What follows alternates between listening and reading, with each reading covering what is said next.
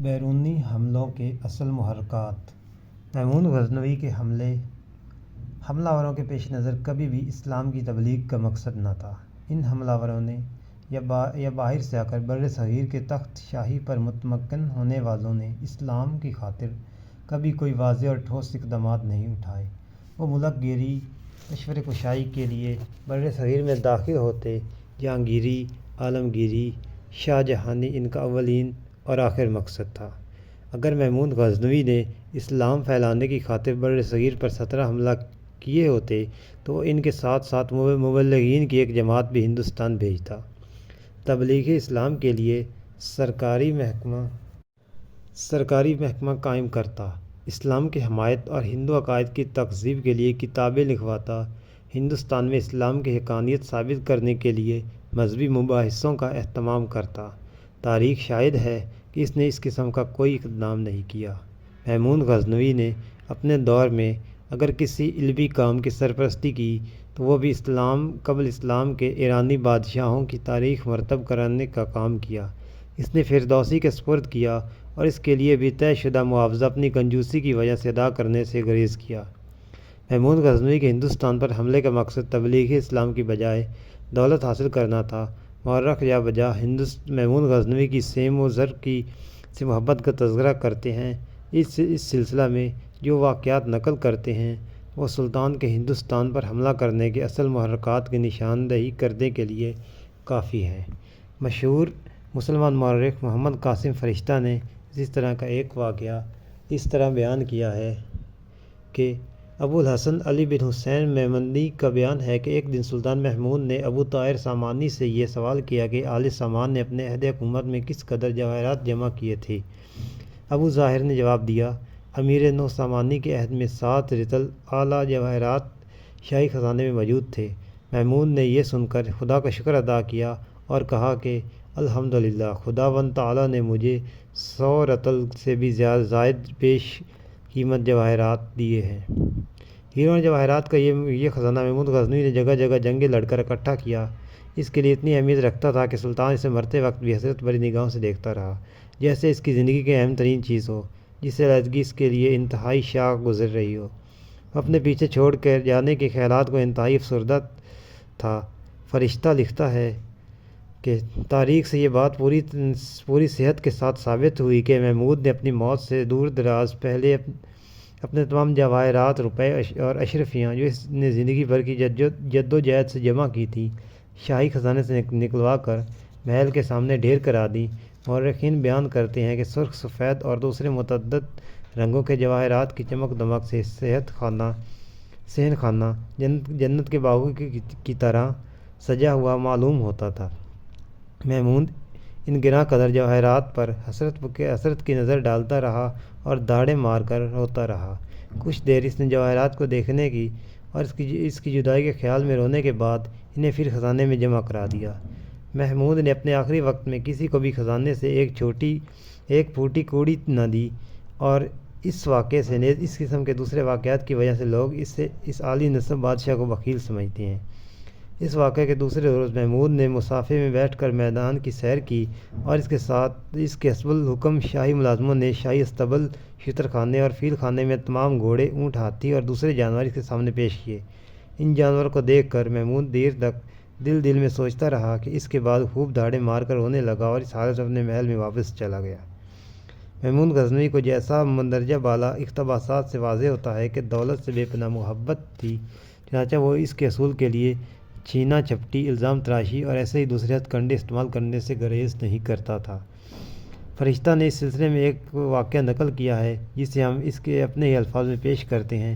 وہ لکھتا ہے، بعض مورخین نے بیان کیا کہ سلطان محمود نے اپنے آخری زمانے میں یہ سنا کہ نیشا پور میں ایک بہت بڑی دولت مند قیام پذیر ہے۔ محمود نے حکم دیا کہ اس شخص کو غزنی بلایا جائے۔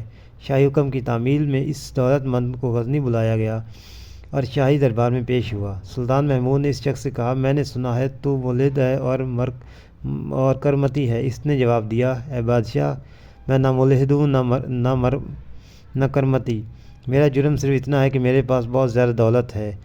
تو جو چاہے مجھ سے لے لے، لیکن مجھے ملحد اور کرمتی کہہ کر بدنام نہ کر۔ سلطان نے اس سے تمام دولت لے لی اور اسے حسن عقیدت ایک فرمان لکھ کر دے دیا۔ معلوم ہوتا ہے کہ محمود کو خود آخری عمر میں یہ احساس سے گناہ لاگو ہوا کہ اس نے ساری زندگی اسلام کی تبلیغ کے نام پر جو جنگیں لڑیں وہ فی الحقیقت دولت اکٹھی کرنے کے لیے تھی۔ ضمیر اس پر بوجھ نے ایک خواب کی شکل اختیار کی جسے فرشتہ اس طرح بیان کرتا ہے: جس زمانے میں محمود نے سومناتھ پر حملہ کیا تھا، وہ پرم دیو اور دابشلیم اس کی جنگ ہوئی تھی، تو محمود کو یہ خطرہ لاحق ہوا تھا کہ کہیں مسلمانوں کے لشکر پر ہندوؤں کا لشکر غالب نہ آ جائے۔ اس وقت پریشانی کے عالم میں سلطان محمود شیخ ابو الحسن خرقانی کے خرقے کو ہاتھ میں لے کر سجدے میں گر گیا اور خداوند تعالیٰ سے دعا کی کہ اے خدا، اس خرقے کے مالک کے طفیل مجھے ان ہندوؤں کے مقابلے میں فتح دے۔ میں نیت کرتا ہوں کہ جو مال غنیمت یہاں سے حاصل کروں گا اسے غریبوں محتاجوں میں تقسیم کر دوں گا۔ مورخین کا یہ بیان ہے کہ اس دعا کے مانگتے ہی آسمان سے ایک حصے سے سیاہ بادل اٹھے، سارے آسمان پر محیط ہو گئے۔ بادل کی گرج اور بجلی کی چمک کڑک سے ہندوؤں کے لشکر ہراساں ہو گیا اور ایسی تاریکی چھا گئی کہ ہندو اس پریشانی کے عالم میں آپس میں لڑنے لگ پڑے اور یوں مسلمانوں نے ہندوؤں پر فتح پائی۔ میں نے ایک معتبر تاریخ میں یہ روایت دیکھی کہ جس روز سلطان محمود نے شیخ ابو الحسن خرقانی کے خرقے کو ہاتھ میں لے کر خداوند تعالیٰ سے دعا مانگ کر فتح حاصل کی، اسی رات محمود کو خواب میں شیخ ابو الحسن کو دیکھا۔ انہوں نے فرمایا: اے محمود، تو نے میرے خرقے کی آبرو ریزی کی ہے، اگر تو فتح کی دعا کی جگہ غیر مسلموں کے اسلام لانے کی دعا کرتا تو وہ بھی قبول ہو جاتی۔ ظاہر ہے محمود غزنوی کو کافروں کے مسلمان ہونے میں دلچسپی نہیں بلکہ ان پر فتح حاصل کر کے مال غنیمت حاصل کرنے کے لیے زیادہ رغبت تھی۔ دولت کی اس حد سے بڑھی ہوئی محبت نے سلطان کو وعدہ خلافی کے راستے پر ڈالا، جو نہ صرف دینداری کے خلاف ہے بلکہ کسی بھی عظیم شخصیت کے شایان شان نہیں۔ اس مضمون میں محمود نے مشہور فارسی شاعر فردوسی کے ساتھ جو سلوک کیا وہ سب کو معلوم ہے۔ فردوسی کو جب محمود نے ایران کی قدیم تاریخ لکھنے پر مأمور کیا تو وعدہ کیا کہ ہر شعر کے معاوضے کے طور پر شاعر کو سونے کی ایک اشرفی دی جائے گی۔ جب شاہ نامہ مکمل ہوا تو بجائے سونے کی اشرفیاں کے ہر شعر کے عوض چاندی کا سکہ ادا کرنے کا حکم دیا گیا۔ فردوسی نے یہ معاوضہ قبول کرنے سے انکار کر دیا، چنانچہ کہا گیا کہ بہت بعد جب کہیں محمود اپنی اس زیادتی پر پشیمانی ہوئی تو اس نے سونے کے سکے فردوسی کو بھیجے تو بہت دیر ہو چکی تھی۔ اسی وقت فردوسی کا جنازہ شہر سے باہر جا رہا تھا۔ محمود غزنوی کو اگر اپنے دور کی ایک سلطنت ساز شخصیت کے طور پر دیکھا جائے تو وہ اپنے ارد گرد حاکموں کے مقابلے میں ذرا ذہین، قابل وسیع نظر حکمران دکھائی دیتا ہے، جس نے ارد گرد چھوٹی ریاستوں کو ختم کر کے ایک بڑی ریاست کی بنیاد رکھی۔ لیکن اگر اسے اسلامی ہیرو کے طور پر پیش کرنے کی کوشش کی جائے تو یہ اخلاقی اور روحانی عظمت کے معیار پر پورا نہیں اترتا۔ اس منصب کے لیے ضروری ہے جہاں کشائی کی ہوس میں سلطان محمود نے نہ صرف کرمتیوں اور غیر مسلموں کو اپنا نشانہ بنایا بلکہ اس نے ارد گرد کے کمزور مسلمان حکمرانوں سے جنگیں لڑیں۔ جنگوں میں اہل اسلام کے خون سے میدان کا زرار بار سرخ ہوا۔ بلخ، سیستان اور گرجستان کے ریاستیں جس پر سلطان نے بزور شمشیر قبضہ کیا نہ تو کرامتا کے قبضے میں تھیں نہ ہی ہندوؤں کے، ان پر تو راسخ العقیدہ مسلمان فرما روا حکمرانی کر رہے تھے۔ اسلام تو ایک مسلمان کو دوسرے مسلمان کا خون بہانے کی اجازت نہیں دیتا بلکہ اس عمل کو فساد فی الارض قرار دیتا ہے۔ ایسا کرنے والے کو عذاب وعید سنائی دیتا ہے۔ ظاہر ہے محمود کو یہ سب کچھ پتہ تھا۔ اس کی یہ ساری کارروائیاں اسلام کی سربلندی کے لیے نہیں بلکہ سلطنت سازی کے لیے تھیں۔ محمود کے دور میں خلیفہ بغداد کو سارے مسلمان حکمرانوں نے بلکہ پورے عالم اسلام کو سربراہ تصور کیا جاتا تھا۔ ہوس سے ملک گیری میں محمود نے خلیفہ مسلمین کو بھی نہ چھوڑا۔ اس زمانے میں عباسی خاندان خلیفہ القادر باللہ سریر آرائے حکومت تھا اور خراسان میں ایک حصہ نیز سمرقند حکومت عباسی میں شامل تھے۔ محمود نے نہ صرف خراسان پر قبضہ کر لیا بلکہ خلیفہ المسلمین سے سمرقند کا بھی مطالبہ کیا۔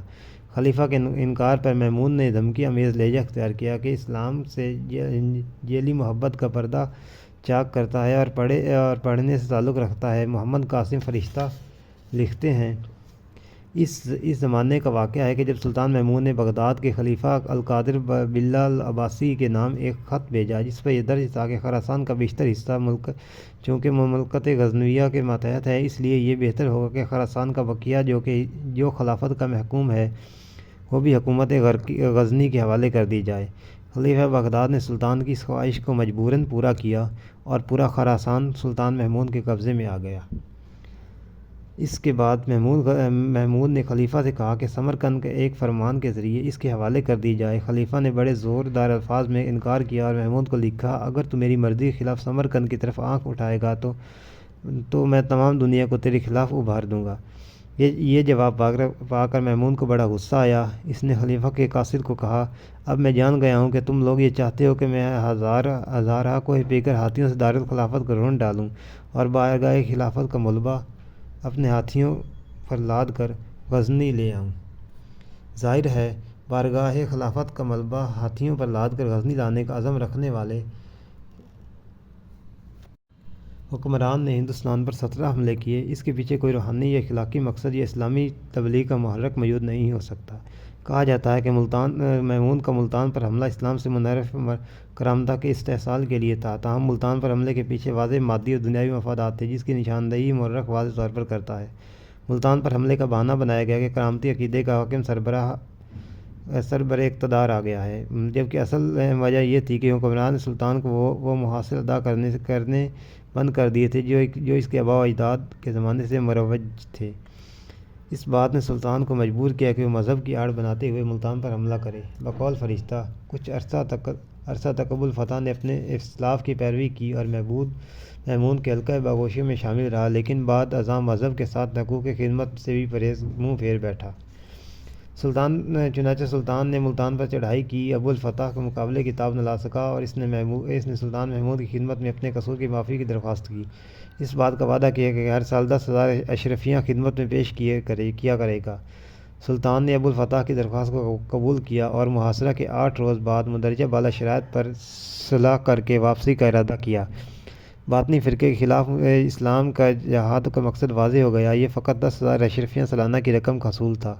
یہ محاصل ادا کرنے کے بعد باطنی فرقہ آزاد تھا کہ ملتان میں جو چاہے کرے، تاہم اگر وہ محمود کو ٹیکس ادا نہ کرتا تو خارج الاسلام اور واجب القتل تھا۔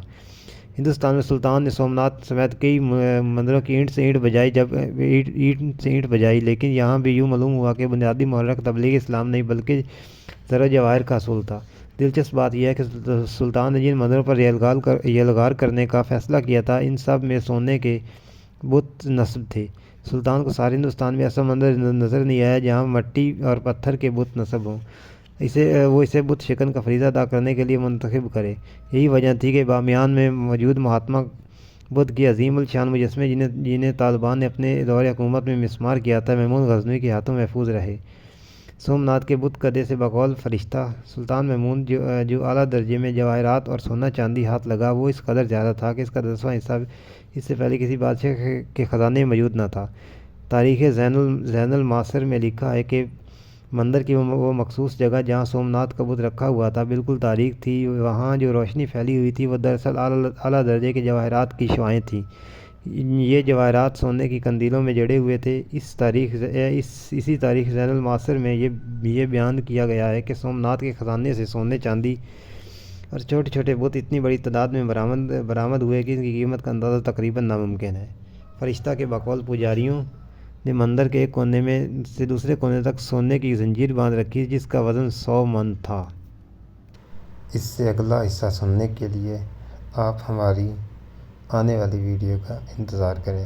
اس کے بعد آنے والے دوسرے حملہ آوروں کو بیان کیا جائے گا کہ کس طرح پروفیسر عزیز احمد نے حملہ آوروں کی اصل حقیقت کو بیان کیا ہے۔